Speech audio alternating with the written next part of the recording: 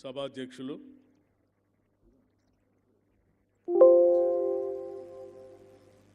సోదరులు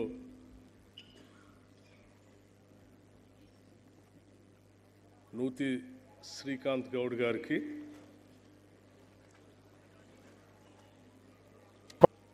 BC corporation చైర్మన్గా కూడా ఉన్నారు వారు. అట్లాగే సోదరులు రాష్ట్ర ట్రాన్స్పోర్ట్ బ్యాక్వర్డ్ క్లాసెస్ వెల్ఫేర్ శాఖ మార్చులు శ్రీ పొన్నం ప్రభాకర్ గారికి, పార్లమెంట్ సభ్యులు శ్రీ అనిల్ కుమార్ యాదవ్ గారికి, శాసన మండలి సభ్యులు మహేష్ కుమార్ గౌడ్ గారికి, శాసనసభ్యులు శ్రీ ప్రేమ్ సాగర్ గారికి, మహిళా కమిషన్ చైర్మన్ శారద గారికి, బీసీ కమిషన్ చైర్మన్ కృష్ణమోహన్ గారికి, హస్తకళల అభివృద్ధి చైర్మన్ సత్యనారాయణ గౌడ్ గారికి, అట్లాగే రాష్ట్ర ప్రభుత్వ ప్రిన్సిపల్ సెక్రటరీ, అనేక శాఖలకి బాధ్యత వహిస్తున్నటువంటి వెంకటేశం గారికి, వేదిక మీద ఉన్నటువంటి ఇతర మిత్రులందరికీ, అనేక బీసీ సంఘాల అధ్యక్షులకు కూడా, శ్రీనివాస్ గౌడ్ గారు, జాజుల శ్రీనివాస్ గౌడ్ గారికి, నా తోటి మిత్రులందరికీ, కార్యక్రమానికి పెద్ద ఎత్తున తరలి వచ్చిన మిత్రులారా, మీ అందరికి కూడా ముందుగా నా హృదయపూర్వకమైనటువంటి నమస్కారాలు తెలియజేస్తా ఉన్నాను. సర్దార్ సర్వాయి పాపన్న గౌడ్ గారి 374వ జయంతి కార్యక్రమాన్ని ఈరోజు రాష్ట్ర ప్రభుత్వం తరఫు నుంచి పెద్ద ఎత్తున అధికారికంగా జరుపుకుంటున్నాం. ఇది బలహీన వర్గాల పట్ల ఈ రాష్ట్ర ప్రభుత్వానికి ఉన్నటువంటి నిబద్ధత, చిత్తశుద్ధి అని కూడా ఈ సందర్భంగా మీ అందరికీ నేను మనవి చేస్తూ ఉన్నాను. సర్దార్ పాపన్న గౌడ్ గారి జయంతి ఉత్సవాలు జరుపుకునే సందర్భంలో మనమందరం ఈరోజు రవీంద్ర భారతిలో సమావేశమై వారి గొప్పతనం గురించి, వారు చేసినటువంటి సాహస కృత్యాల గురించి,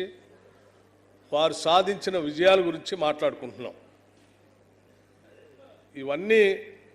ఎందుకు మాట్లాడుకుంటున్నాం అంటే,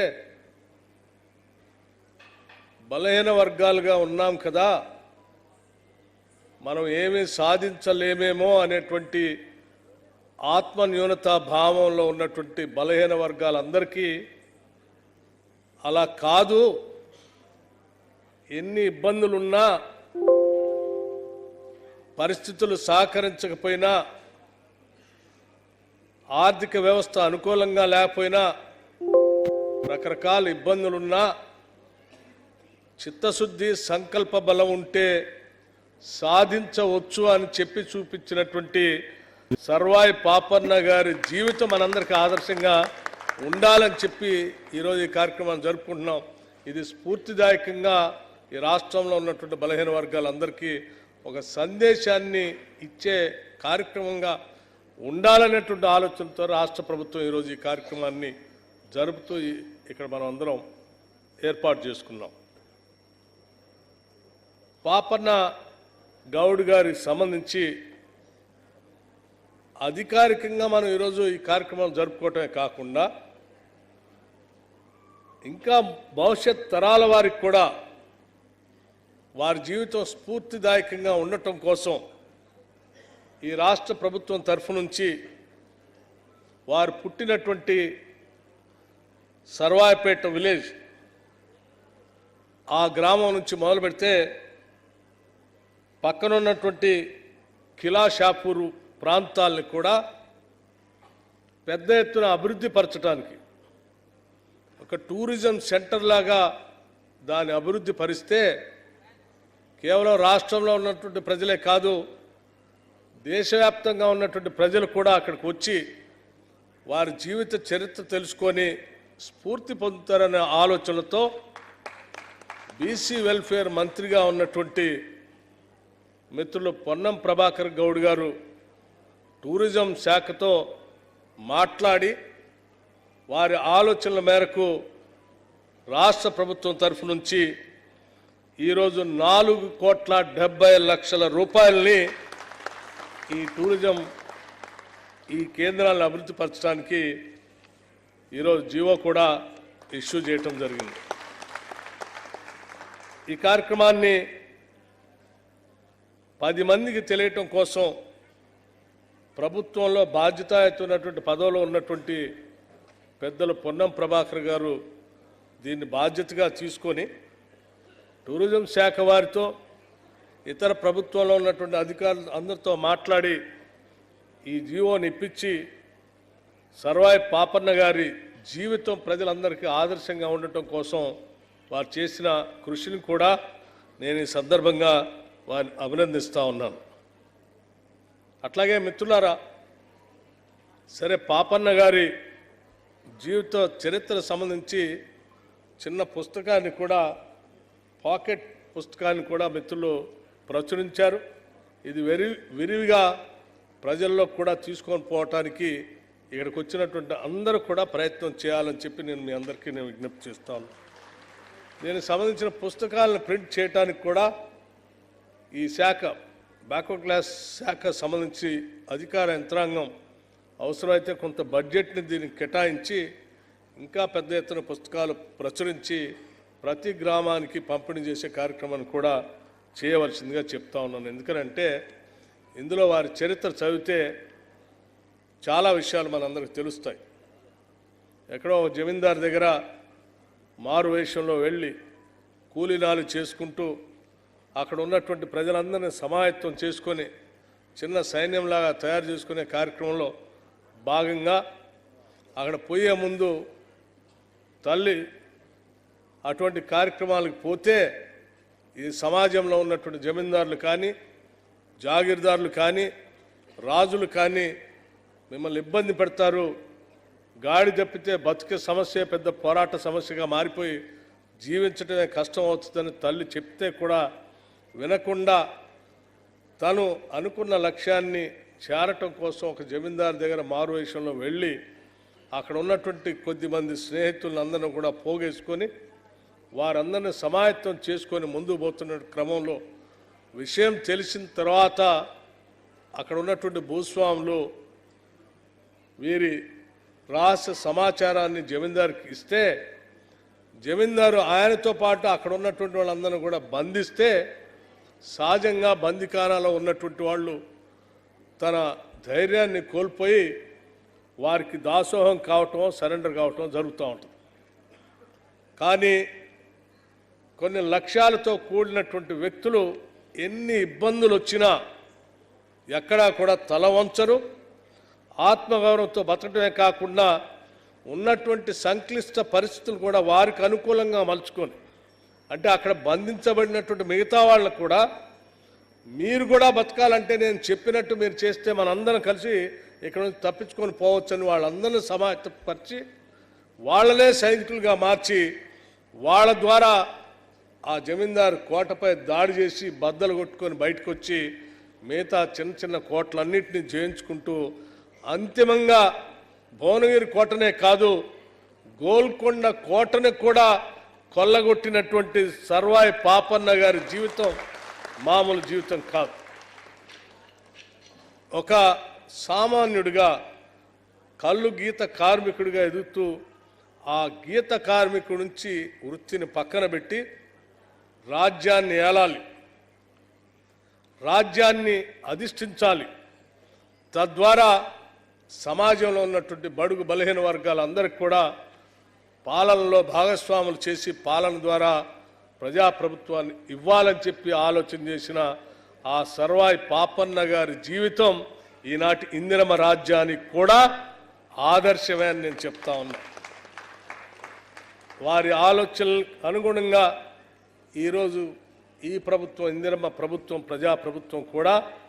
బడుగు బలహీన వర్గాల గురించి పెద్ద ఎత్తున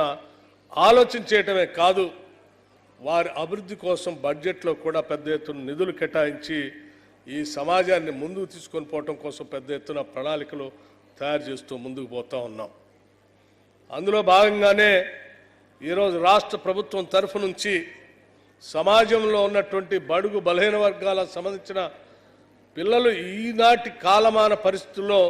విద్యా వ్యవస్థ ద్వారానే సమాజంలో అత్యున్నత స్థానానికి రాగలనటువంటి ఆలోచనతో ఇంటిగ్రేటెడ్ స్కూల్స్ సంబంధించి దాదాపు 5,000 కోట్ల రూపాయలతో ఈ సంవత్సరం ఇంటిగ్రేటెడ్ స్కూల్స్ కట్టించే కార్యక్రమానికి రాష్ట్ర ప్రభుత్వం నాంది పలుకుతూ ముందుకు పోతాం. ప్రతి శాసనసభ నియోజకవర్గంలో నాలెడ్జ్ సెంటర్స్ పెడుతూ నాలెడ్జ్ అనేది గ్రామీణ ప్రాంతాల్లో వెనుకబడినటువంటి బిడ్డలకు కూడా దరిదాపు అందుబాటులోకి తీసుకొని రావాలి ఆలోచనతో ఈరోజు ప్రతి శాసనసభ నియోజకవర్గంలో ఒకటి సెంటర్స్ పెడతా ఉన్నాం. ఈరోజు సర్వాయి పాపన్న గారి జీవితం డెఫినెట్గా అంటే ఈరోజు ప్రజాస్వామ్య దేశం మనం. ఈరోజు మన అందరికీ రాజ్యాంగం ఉంది, హక్కుల గురించి ప్రశ్నించుకోవడానికి కావాల్సినటువంటి చట్టాలు ఉన్నాయి, హక్కులు రాజ్యాంగంలో పొందుపరచబడి ఉన్నాయి. ఆ హక్కులు రాజ్యాలు పాలించేటువంటి వాళ్ళు మనకు ఇవ్వకపోతే దాన్ని ప్రశ్నించడానికి న్యాయస్థానాలు కూడా ఉన్నాయి. ఇవన్నీ ఏమీ లేని రోజుల్లోనే ఈ హక్కుల కోసం పోరాటం చేసినటువంటి పాపన్న గారి జీవితం నిజంగా చాలా గొప్ప ఆదర్శవంతమైనటువంటి జీవితం. వారు పడినటువంటి కష్టాలు ఇబ్బందులు మనందరికీ తెలిసినాయి. అటువంటి కష్టాల్లో కూడా విజయాలు సాధించినటువంటి జీవితం మనకి స్ఫూర్తిదాయకం కావాలని, ఎంత స్ఫూర్తిదాయకం కావాలంటే భారతదేశాన్ని మొత్తాన్ని కూడా పాలించిన మొఘల్ చక్రవర్తులు కూడా పాపన్న గారి పైన దాడి చేస్తే ఆ దాడిలో వారు మొఘల్ చక్రవర్తులకు సంబంధించిన సైన్యమే ఓడిపోయింది తప్ప పాపన్న గారు మాత్రం ఎక్కడా లొంగలేదు, ఓడిపోలేదు. అంటే సామాన్యులందరినీ పోగేసుకొని అతిపెద్ద మొఘల్ చక్రవర్తుల సైన్యాన్ని కూడా ఎదిరించి నిలబడినటువంటి శక్తి సామర్థ్యాలు కలిగినటువంటి పాపన్న గారి జీవితం చాలా సింపుల్గా మనందరికీ అర్థమయ్యేటట్టుగా చెప్తాం. మనమందరం సామాన్యులు సైతం సంకల్ప బలం ఉంటే అనుకున్న లక్ష్యాలను సాధించవచ్చని స్ఫూర్తిదాయకం ఉన్నటువంటి వారి జీవితం తప్పనిసరిగా ఈ రాష్ట్ర ప్రభుత్వం ప్రజలందరికీ దగ్గరలోకి తీసుకొని పోవటం కోసం ప్రయత్నం చేస్తుందని, దీనికి కావాల్సినటువంటి బడ్జెట్ పరంగా ఎటువంటి అవసరాలు ఉన్నా మన ట్రాన్స్పోర్ట్ బ్యాక్వర్డ్ క్లాసెస్ మంత్రి గారు ఉన్నారు, వారు ఒక ఆలోచన చేసి ప్రభుత్వ దృష్టికి తీసుకొని వస్తే తప్పనిసరిగా ఆ బడ్జెట్ కేటాయించడానికి కూడా ఎటువంటి ఇబ్బంది లేదని చెప్పడమే కాకుండా పాపన్న గౌడ్ గారి సర్దార్ పాపన్న గౌడ్ గారి విగ్రహాన్ని కూడా పెట్టాలి, నగరం నడిబొడ్డున విగ్రహం ఉండాలి, దానికి కావలసిన విధంగా ఏర్పాట్లు కావాలని చాలామంది పెద్దలు అడుగుతూ ఉన్నారు. నేను పొన్నం ప్రభాకర్ గౌడ్ గారికి ఆ బాధ్యత కూడా అప్పచెప్తా ఉన్నాం. ఎక్కడ విగ్రహాన్ని పెట్టడానికి అవకాశం ఉంటుందో ఆ స్థలాన్ని, ఆ విగ్రహానికి కావాల్సిన ఏర్పాట్లకు సంబంధించిన ఒక ప్రణాళికను తయారు చేసుకొని ప్రభుత్వ దృష్టికి తీసుకొని వస్తే వాటన్నిటినీ చేయటానికి ప్రభుత్వం సిద్ధంగా ఉందని, మరీ ముఖ్యంగా ఈ రాష్ట్ర ముఖ్యమంత్రి రేవంత్ రెడ్డి గారు కూడా వారి సందేశాన్ని కూడా మీ అందరికీ చెప్పమని, పాపన్న గౌడ్ గారి ఆలోచనలే ఈ రాష్ట్ర ప్రభుత్వ ఆలోచనలుగా ఈ ప్రభుత్వం పాలన చేస్తుందని చెప్పి మీ అందరికీ మాటిస్తూ సెలవు తీసుకుందాం. జై హింద్, నమస్కారం.